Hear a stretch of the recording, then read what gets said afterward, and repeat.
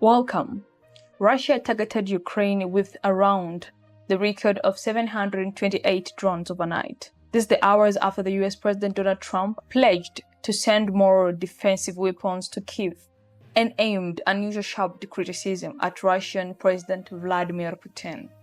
The attack was the latest in a series of escalating air assaults in recent weeks that have involved hundreds of drones, in addition of ballistic missiles, training Ukrainian air defenses at the perilous moments in the war. America promised to take care of this war between Russia and Ukraine. Trump promised to send more weapons to protect Ukrainians. What is going to happen? This is G&I News Update, and welcome. You're going to be with Veronica Limo in this news.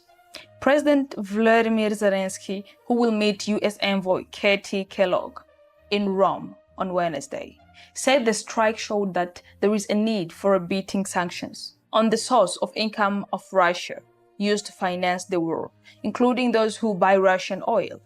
We know that India is among the countries that buys Russian oil. Trump said on Tuesday that he was considering supporting a bill that would impose strict sanctions on Russia, including 500 tariffs on nations that buys Russian oil, gas, uranium, and other exports. They get a lot of bullshit thrown at us by Putin. He's a very nice all the time, but it turns out to be meaningless, Trump said at a cabinet meeting. When asked by reporters what action he would like to take against Putin, Trump said he will tell.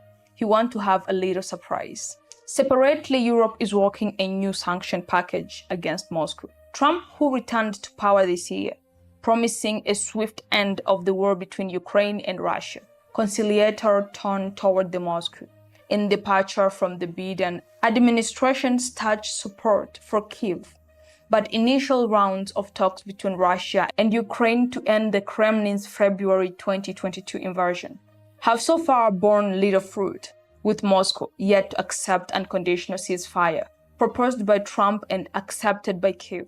The US president's promise to supply more defensive weapons appeared to reverse a Pentagon decision day earlier to stall some critical nutrition supply to Ukraine, despite increasing Russian attacks that have killed dozens in recent weeks. Shortly after Wednesday's attack, German Chancellor Friedrich Merz said that the democratic means to resolve the war have been exhausted. He vowed to continue supporting Kyiv.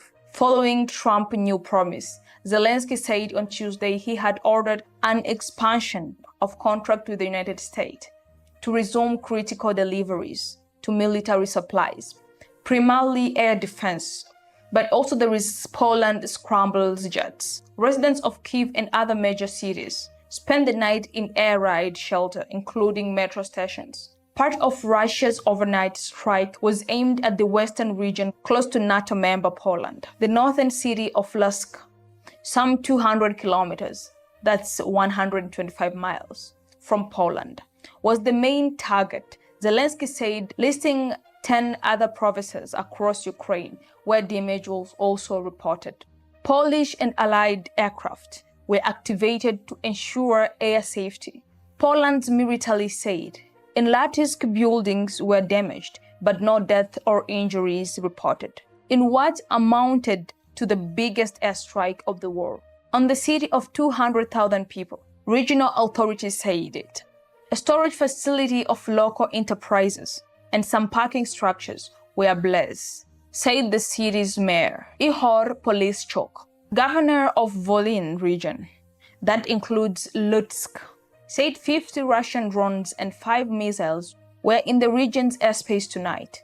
Russia launched what seemed to be its largest missiles and drones attack against multiple Ukrainian cities overnight on July 9, with the far west city of Lutsk coming under the heaviest attack of the war. Last spring and early summer in Ukraine have been marked by disturbingly frequently mass attacks on civilian targets, with Russia regularly retaliating cities with ballistic and crucial missiles alongside record-breaking number of kamikaze drones. Explosion locked Kyiv at around midnight on July 9, according to Kyiv independent journalist on the ground. Mayor Vitaly Klitschko announced that Russian drones were attacking the city center and that air defenses were shooting down targets. Ukraine's Air Force reported that drones of Russian attack drones and ballistic missiles were also targeting Ukrainians' far west region, with alerts of overhead drones approaching the western cities of Lutsk, Lviv, and Ternopil. Russia launched what seemed to be an expensive aerial attack against Ukraine during the full-scale war. Russian forces deployed 728 Shahid-type attack drones and decoys, as well as 7 Kh-101 or Iskander K cruise missiles and 6 Kinzhal missiles. Ukrainian air defense shot down 296 drones and all 7 cruise missiles, while 415 drones disappeared from radars, according to the statement. Most of targets were shot down. Their interceptors drones were used. Drones of Russian targets were downed, and they are scaling up this technology. President Volodymyr Zelensky said it on his X. Explosions were heard in the city of Lutsk, and at least one person was injured.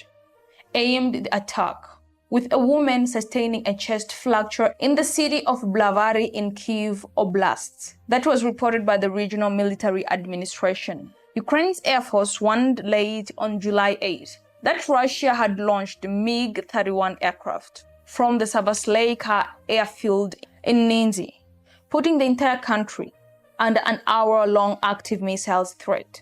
Swarms of drones were also heading toward the multiple cities in Ukraine. The military said that the renewed attack on Ukraine comes after President Donald Trump has promised to send 10 Patriots interceptors to Ukraine, aimed escalating tension between Trump and Russian President Vladimir Putin. It is a horrible thing that he is not happy with the President Putin at all. Trump said he is disappointed, frankly, that President Putin hasn't stopped the attacks. Trump said it on July 8. We're dealing with him now too. We're not happy with Putin. I'm not happy with Putin. I can tell you that much right now, because he's killing a lot of people. And a lot of them are his soldiers and their soldiers, mostly. And it's now up to 7,000 a week. And I'm not happy with Putin. The comment came after the Pentagon halted air defense weapons shipment to Ukraine.